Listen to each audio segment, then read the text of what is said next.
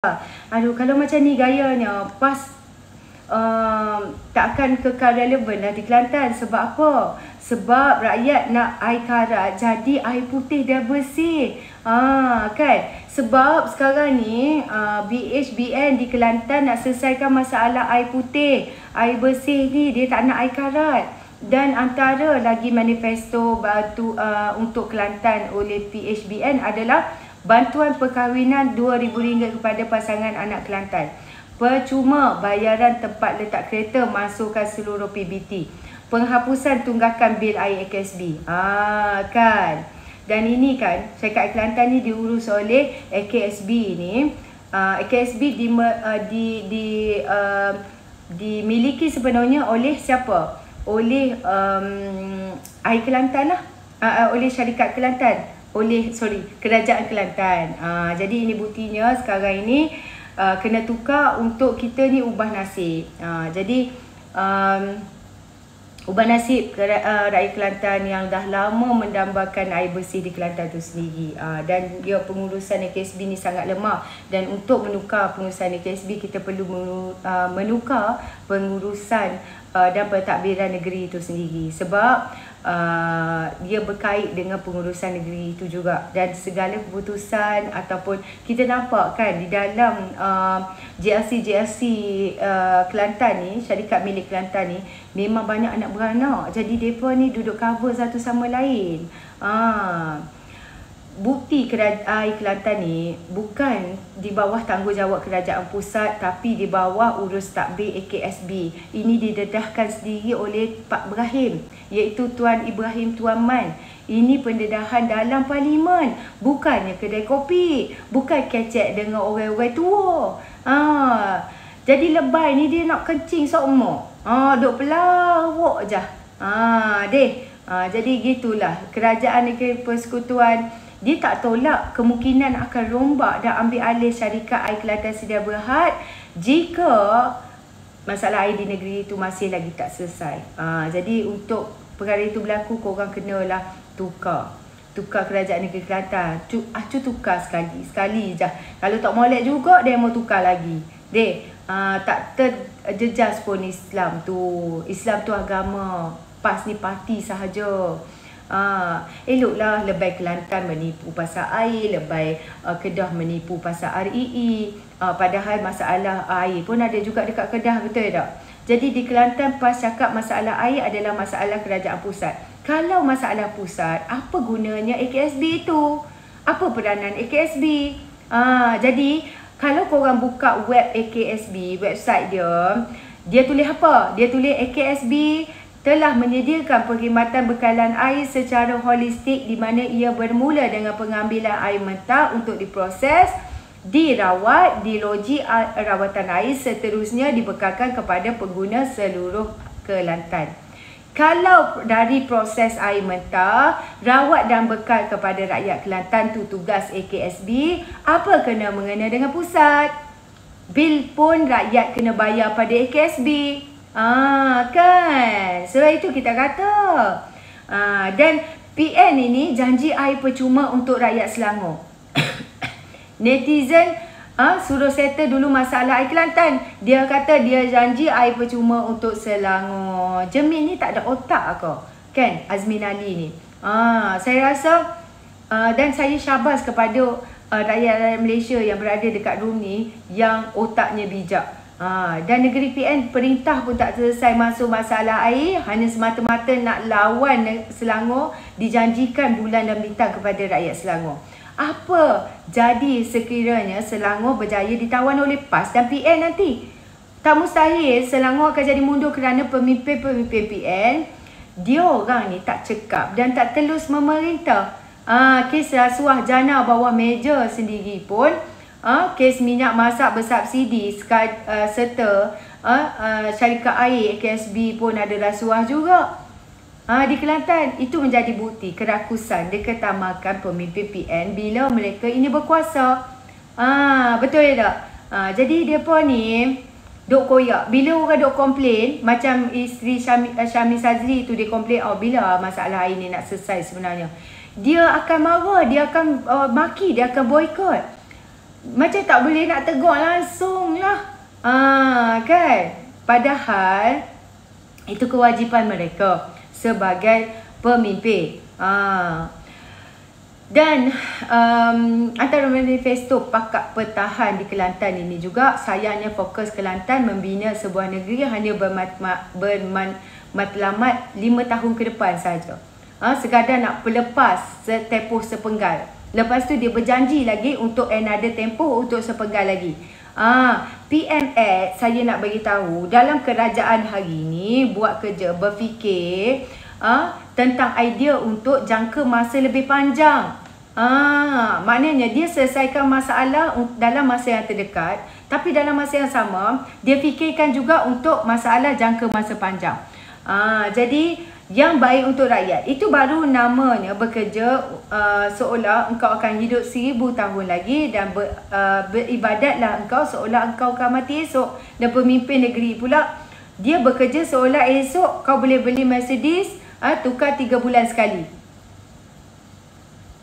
Tukar 3 bulan sekali dan boleh pergi bercuti luar negara, balik hari. Seolah macam tu. Boleh, kalau orang Terengganu dia suka kalau pergi kedai mahal tu kan, dia kata apa? Nak pergi haji balik hari. Dia guna istilah tu. Jadi itulah kan beza pemimpin negeri dan pusat dari segi matlamat jangka panjang. Itu pun rakyat tak nampak lagi, aku tak tahulah. Jarang tak lucu kalau PAS ni dalam soal menjawab soalan kepada tuduhan-tuduhan kepada mereka. Contohnya macam hari tu staf pergi tandas pun habis sampai timbalan menteri besar pun yang jawab juga. AKSB syarikat yang mampu bagi 10K kepada pengarah-pengarah syarikat, dan hanya mampu ada seorang staf je ke dalam satu masa? Sampai kan staf tu pergi ke toilet pun sampai tak ada orang langsung dekat office tu untuk ambil alih tugas orang yang pergi toilet tu. Adakah kalau orang tu tak pergi toilet, dia terpaksa tahan kencing dia?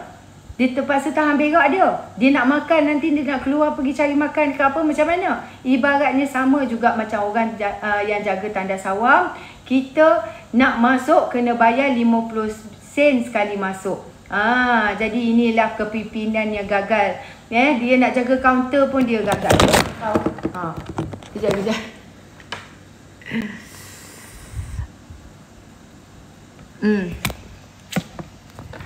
Okey, saya jemputlah untuk korang naik. Sampai terbalik kamera aku. Kejap. Macam mana ni? Oh, dia terpusing Sirat habis dah. Tu dah. Saya terlanggar. Okey, bolehlah nak naik. Phone pun tak nak tengok kau. Siannya. Tak apa. Saya beli phone lain nanti.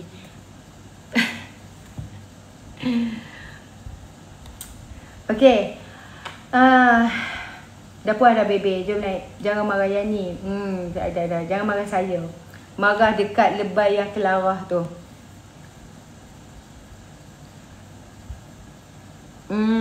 Jom kita cakap pasal REE pula. Jom naik. Sebab REE ni banyak cerita menarik jugalah. Saya dah pernah nak cakap pasal PRN. Okey. Kalau kita lihat kan pakej perancangan ekonomi pada masa zaman COVID dulu, ekonomi Selangor dah kukuh.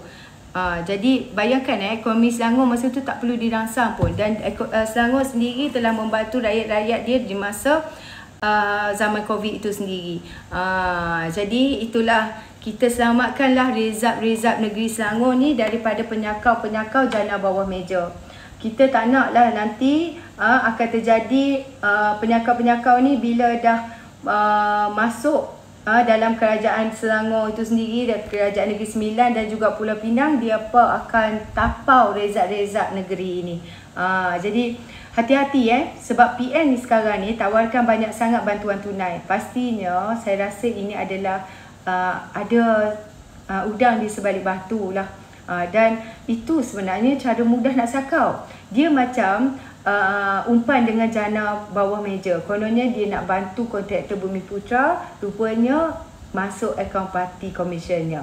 Jadi sebab itu kita kata Mahyadin janji nak beri itu ini, tetapi tangan kanan memberi, tangan kiri faham je lah. Jadi tak perlulah kita nak ulas-ulas kan. Okey, jadi